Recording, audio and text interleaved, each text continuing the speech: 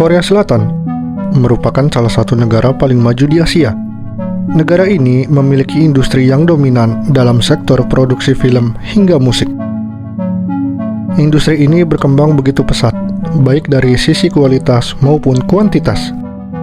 Selain itu, Korea Selatan juga dikenal cukup maju dalam bidang teknologi, pariwisata, otomotif, dan elektronik, di mana kemudian beberapa sektor ini memberikan dampak yang positif bagi kemajuan dan gemerlap negeri ini.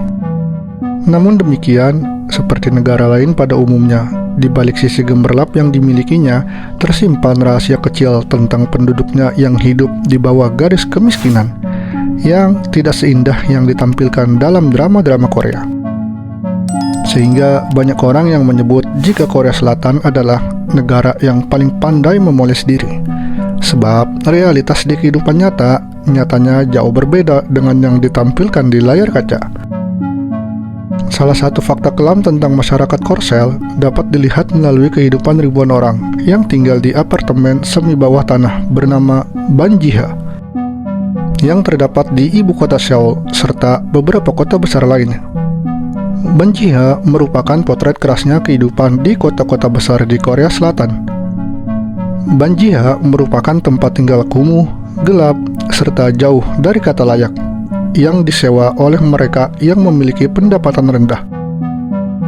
Banjiha hanya menyediakan kamar sempit serta minim akan cahaya. Beberapa bagiannya didesain sangat rendah, sehingga para penghuni perlu merunduk agar kepala mereka terhindar dari benturan langit-langit. Ketika musim panas, para penghuninya akan merasa sangat sumpek karena kelembapan yang sangat tinggi. Jamur yang tumbuh sangat subur hampir di semua bagian apartemen.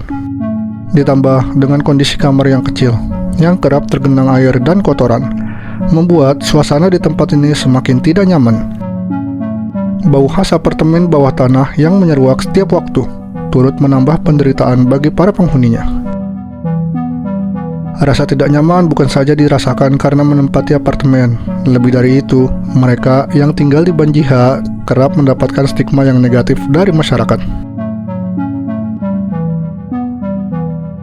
Di Korea Selatan, banyak orang yang berpikir bahwa rumah serta mobil adalah simbol kesuksesan, sementara Banjiha adalah simbol kemiskinan.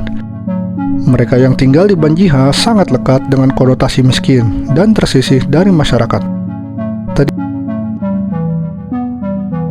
Tadinya ruangan di Banjiha hanya berisi kasur dan meja belajar yang digunakan oleh para pelajar yang ingin menyendiri.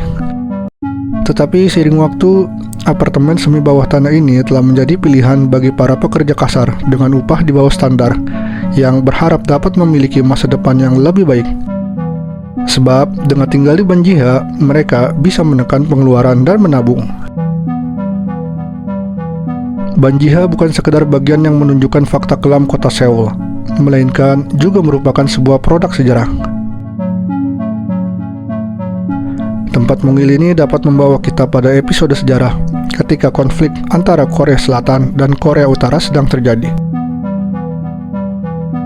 Pada tahun 1968, Komando Korea Utara berhasil menyelinap ke kota Seoul dengan membawa misi membunuh Presiden Korea Selatan di kala itu. Meski serangan tersebut dapat digagalkan, namun ketegangan antara dua negara terus berlanjut dan semakin kuat.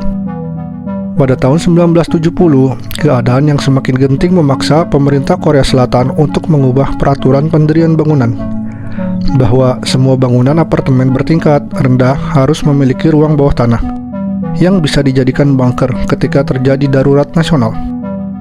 Karena itu, semua bangunan apartemen yang didirikan pasca tahun tersebut dapat dipastikan memiliki ruang bawah tanah yang disebut dengan Banjiha.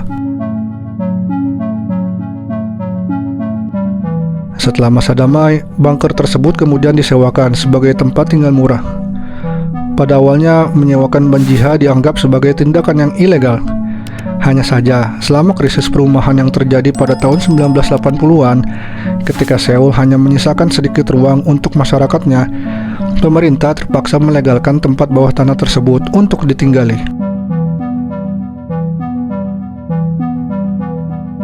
Pada tahun 2018, PBB mencatat bahwa meski digolongkan dalam daftar 11 negara dengan ekonomi terbesar di dunia, Korea Selatan memiliki masalah yang serius terkait kurangnya perumahan dengan harga yang terjangkau, yang menjadi hambatan besar bagi generasi muda dan kalangan tidak mampu bagi mereka yang berusia di bawah 35 tahun.